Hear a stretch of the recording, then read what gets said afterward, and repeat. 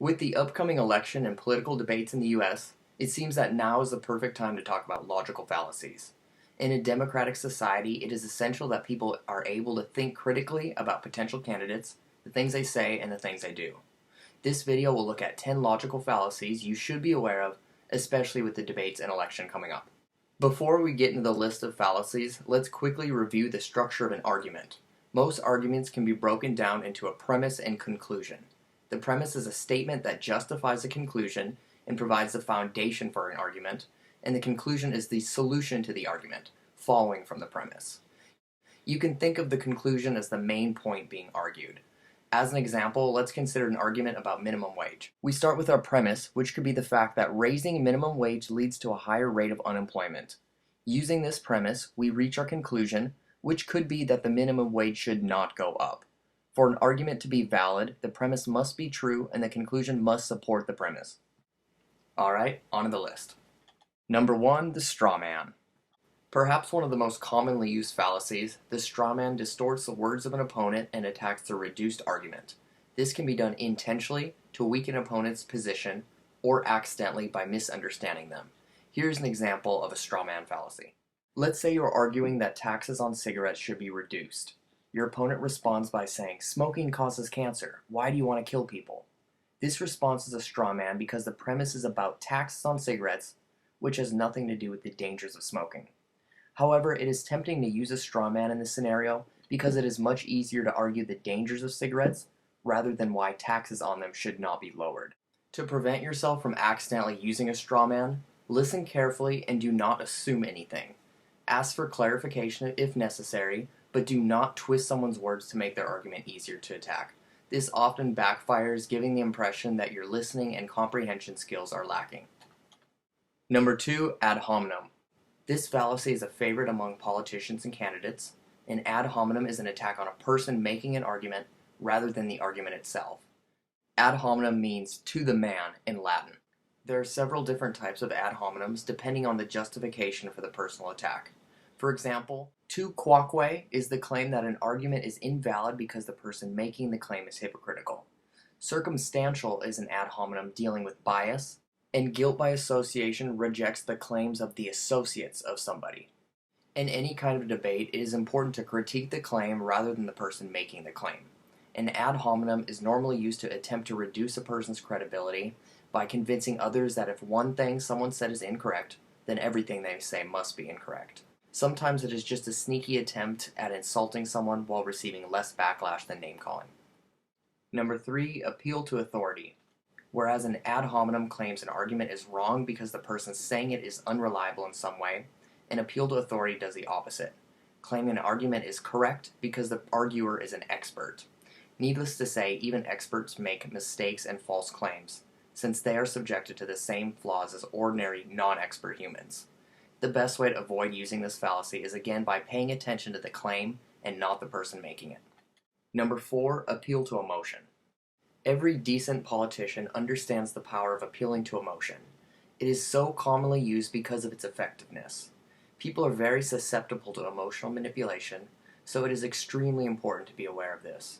There is absolutely no room in politics for brash emotional decisions because the effects can be costly to millions. But unfortunately, emotional arguments are everywhere.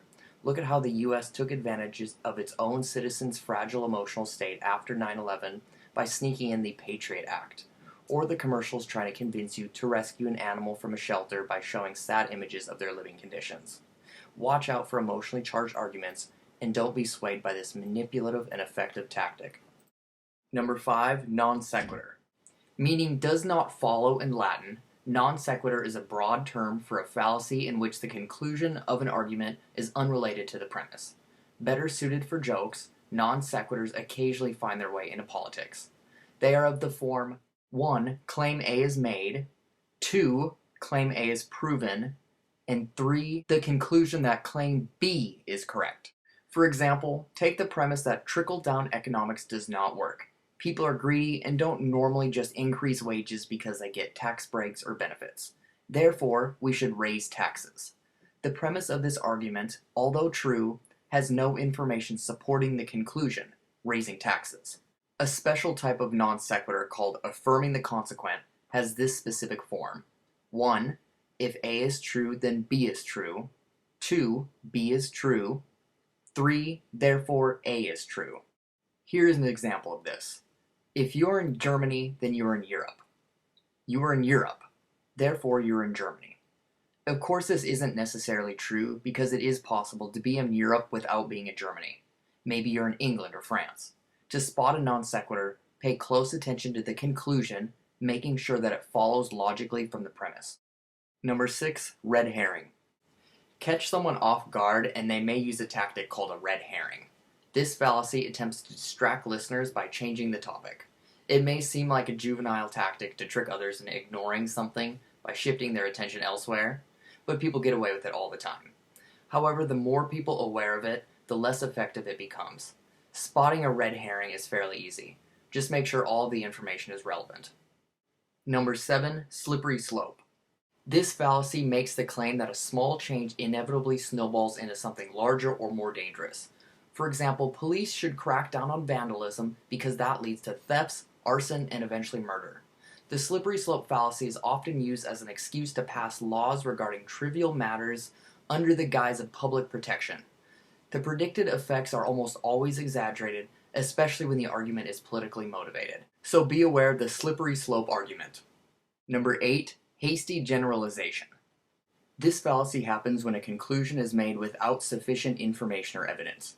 An example is the claim that all Canadians are nice because everyone in Canada that I personally talked to was really nice. This is a hasty generalization because the claim that all Canadians are nice requires you to meet every single person in Canada. Otherwise, the claim is an assumption, not a fact. You can probably already see how this type of thinking can cause stereotyping. It is human nature to take a small sample size and fill in the blanks. People do this because of how the brain creates perspective of the world. Objects and concepts are categorized into the brain for storage in a memory by processing input from a person's combined input of senses and thoughts, creating connections between new things and old memories. All of this sensory input becomes a memory and requires a judgment to be made for it to be categorized.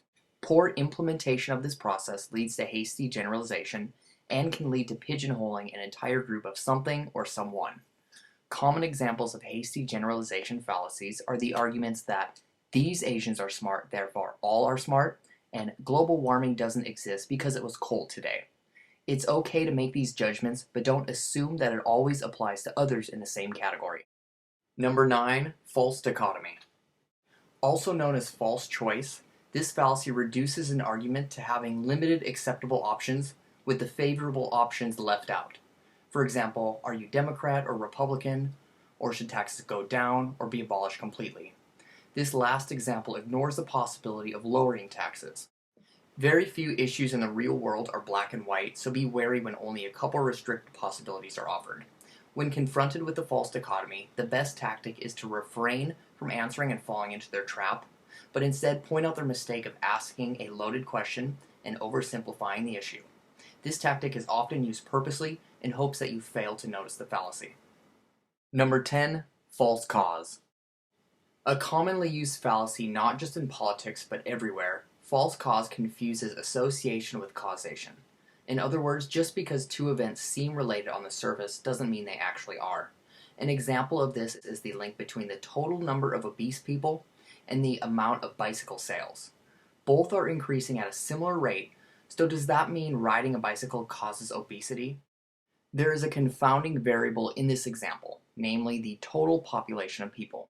Since the population is increasing, it causes both the amount of obese people and bicycle sales to increase at a similar rate, hence the perceived link between the two. So even though the two variables are not directly caused by each other, they are increasing at the same rate because there's a third confounding variable at play. This demonstrates why it is important to think critically about an issue before making assumptions about cause and effect. This can be a tough fallacy to recognize, but remember, correlation does not equal causation. An apparent link could be explained by a confounding variable, or could simply be a coincidence. Number 11, ad ignorantiam. Yes, I know, I said 10, but ad ignorantiam cannot be ignored. This fallacy is an argument from ignorance, claiming that something is true because it hasn't been proven false. It is a type of false dichotomy because it leaves out the possibility of not sure. For example, was the age of the first person to discover fire 20 or 21? If you don't know, you don't know. Simple as that. Once again, this fallacy can be avoided by not jumping to conclusions. This has been a repeating theme because it really is incredible how many mistakes are caused by assumptions. And that's it. I hope this video was useful and keeps you on the lookout for logical fallacies in your everyday life. It's surprising how many you'll find when you keep your eyes open. It's only logical to subscribe if you want to see more, and have a mindful day.